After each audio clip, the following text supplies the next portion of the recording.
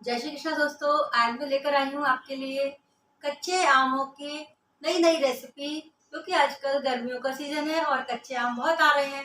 तो मैंने सोचा क्यों ना आपके लिए नई नई रेसिपी बताऊं, तो आप भी इन्हें देखें और स्वाद लें कि मैंने एक किलो आम से बहुत सारी रेसिपी बनाई है। 3 तरह के आइटम मैंने बनाए हैं, आप भी बनाएं और टेस्ट करके मुझे बताएं कि आपको कैसे लगे। तो दोस्तों, इसके लिए मैंने लिए हैं 1 किलो कच्चे आम, जिन्हें मैंने धोकर और सुखाने के लिए रख दिया था और उन्हें कपड़े से पोंछकर और उन्हें अब मैं काटने की तैयारी कर रही हूँ। और इस तरीके से मैंने इनके 2-2 पीस किए हुए हैं। और इसमें से जो हल्की सी गुठली है, जो अभी आजकल नए नए आम आए हैं, इसलिए ज़्यादा इसमें गुठली नहीं पड़ी हुई है, इसलिए चाकू से हम इन्हें काट सकते हैं।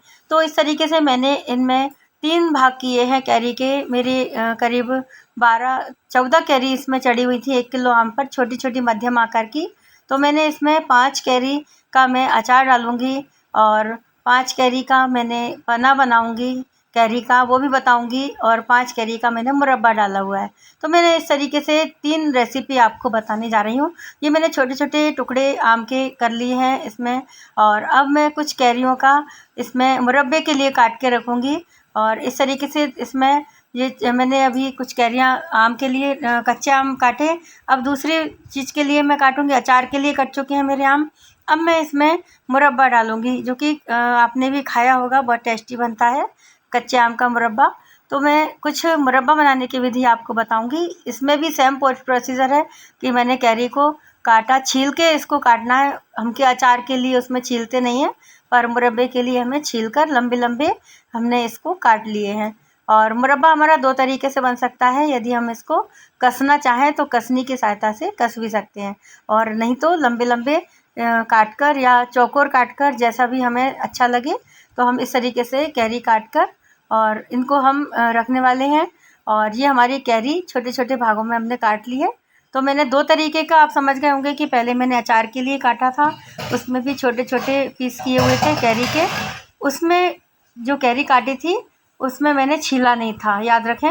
इसमें मैंने कैरी को छील कर काटा है।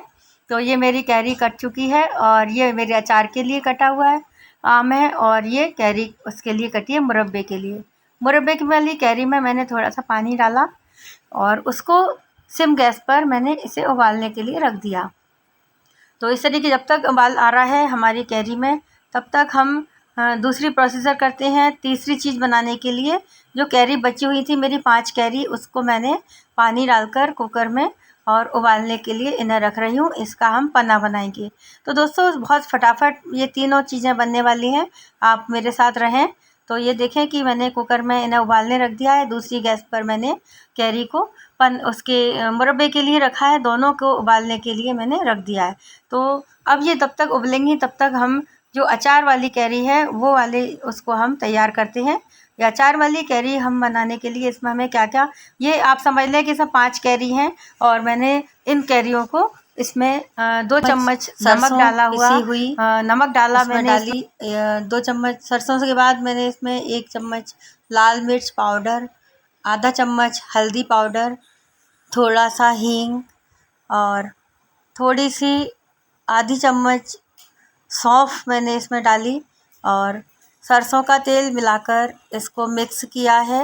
और अब हमारा अचार तैयार होने वाला है। और इस तरीके से आप मिक्स करके आप देखेंगे कि कैसे हमारा मसाला तैयार हो गया है। फटाफट अचार बनने वाला है हमारा। और इसको अब हम मिक्स करेंगे। इसमें क्या क्या मसाले डले हैं मैं आपको डिस्क्रिप्शन बॉक्स में लिख कर बता दूंगी। और अभी मैं इसमें आपको बताती हूँ कि क्या क्या मसाले मैंने इसमें डाले, ताकि आपको दिक्कत ना हो कि क्या क्या मसाले अचार में डलते हैं। तो ये तेल हमारा अचार में डाल दिया है। तो ये हमारा मिक्स हो जाएगा। और मिक्स होने के बाद इसको हम ढककर रख देंगे। करीब 1 दिन के लिए इसको बाहर ही रखा रहने देना है। और ये सारे मसाले डालने के बाद और हम इसको ढककर थोड़ा सा मिक्स अच्छे से हो जाए, ये याद रखें ना। हम दूसरे रेसिपी पे आते हैं। तो इसमें हमारी कैरी उबल चुकी है और अब हम इन्हें छान कर और इसको चलनी में हमने इसका पानी निकाल दिया है। दोस्तों, इसका पानी जो खट्टा पानी है उसको हमें यूज़ में ले लेंगे, हम कभी भी किसी भी चीज़ में हम डाल सकते हैं। और इस कैरी का हम मुरब्बा बनाएंगे, क्योंकि खट्टापन इसका निकल चुका है। अब हम बनाएंगे इसके लिए चाशनी।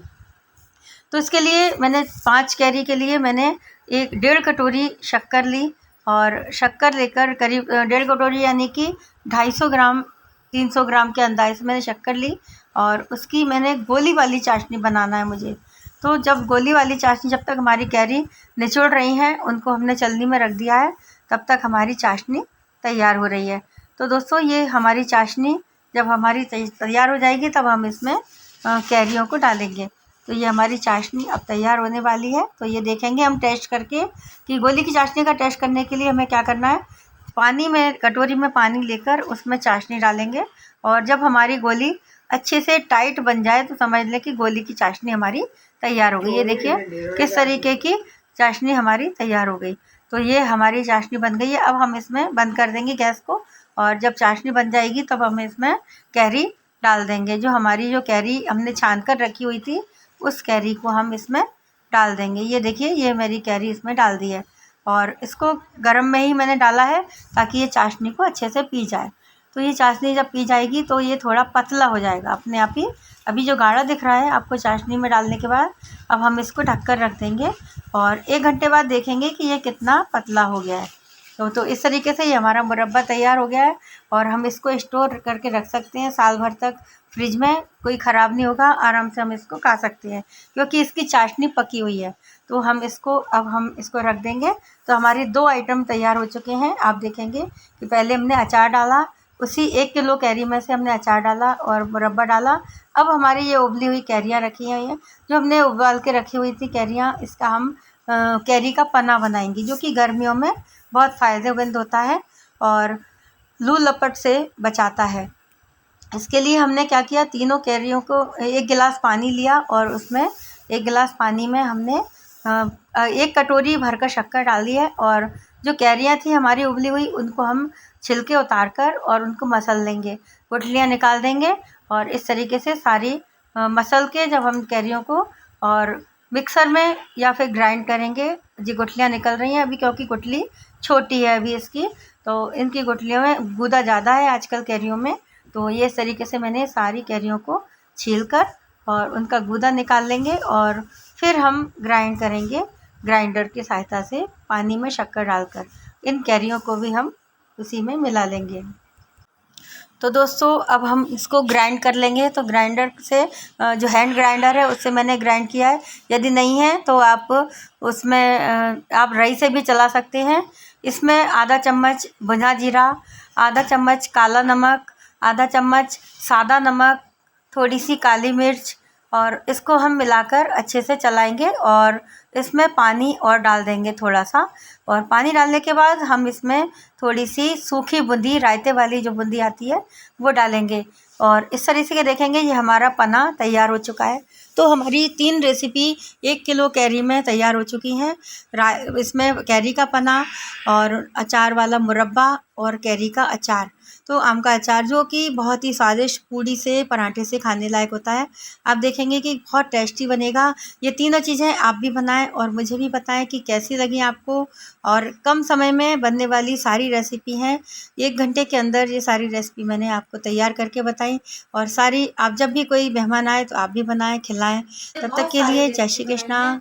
3 तरह के आइटम मैंने बनाए हैं, आप भी बनाएं और टेस्ट करके मुझे बताएं कि आपको कैसे लगे।